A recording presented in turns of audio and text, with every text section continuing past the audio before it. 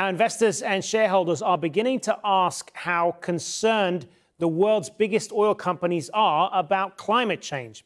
Oil companies have known about climate change for a long time, but they plan on only reducing carbon emissions towards the second half of this century.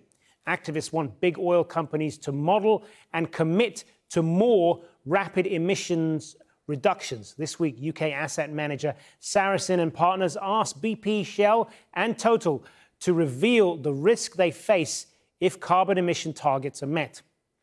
Rules to limit greenhouse gas emissions could force fossil fuel companies to keep oil, natural gas and coal in the ground.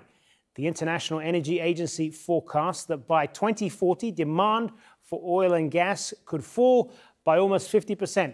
But that's only if carbon emissions reductions targets are met. Royal Dutch Shell has acknowledged that climate change will be the defining challenge facing the oil industry for years to come. But Total and Shell and others are still expecting strong demand for fossil fuels for the next few decades. Exxon Mobil is under investigation over its financial disclosures on climate change. Well, joining me now from London is Anthony Hobley, CEO of Carbon Tracker, a financial think tank. Thanks very much for being with us. So what are the oil companies not telling us then? Well, I think they're being a bit schizophrenic. They are looking at climate risk, and we're now being deluged with disclosure and scenario analysis from the companies, effectively stress testing their business models against a Paris-compliant 2 degrees pathway. But then when they talk to investors, they're still talking up demand. And what we're seeing a range of disclosure that tells us every single energy company, oil and gas company, is a winner. And that simply can't be possible. Yes, some of them may well do well in the transition, but not all of them. So there will be winners and losers. And at the moment, it's very difficult to discern who the winners will be and who the losers will be in this transition. Are they essentially putting their business survival ahead of survival of the planet? They are still, I think, psychologically wedded to the idea that it's cyclical, that we're still going to see rises and drops in oil price rather than a structural change. Our analysis and our work is telling us that we've entered a phase of transition where, it's no longer about peak oil, but it's about peak demand. Fossil fuels is no longer the only game in town. They're now having to compete with the new kids on the block, which is clean energy.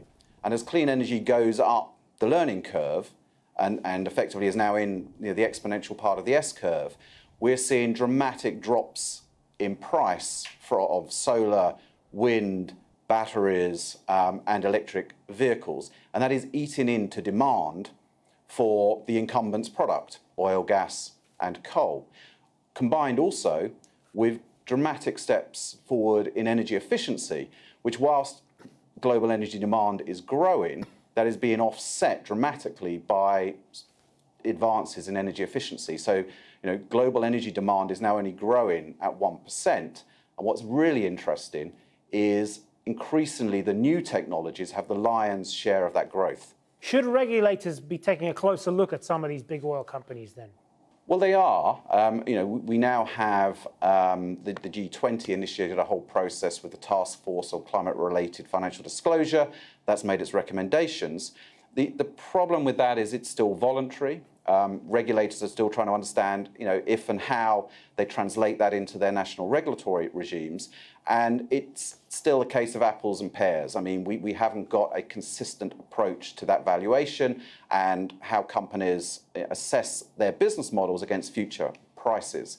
So I think regulators have a role to play here in ensuring that there is a robust and comparable regime for comparing this risk and getting companies to say how are they positioned to deal with this transition risk and with a transition to a low carbon or a net zero economy.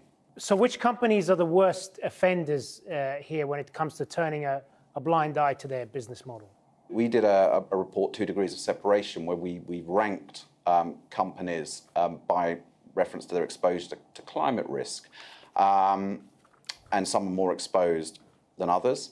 You tend to find the oil and gas majors somewhere in the middle, But it wouldn't surprise you that, we see the US companies probably is the most exposed within that sort of group of majors. And I think the European companies and some of the sort of Asian companies are getting out there, at least in trying to assess this risk and develop their disclosures.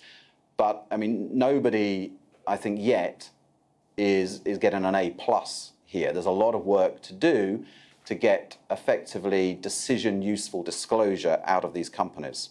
Anthony Hobley, thanks very much for being with us. Thank you.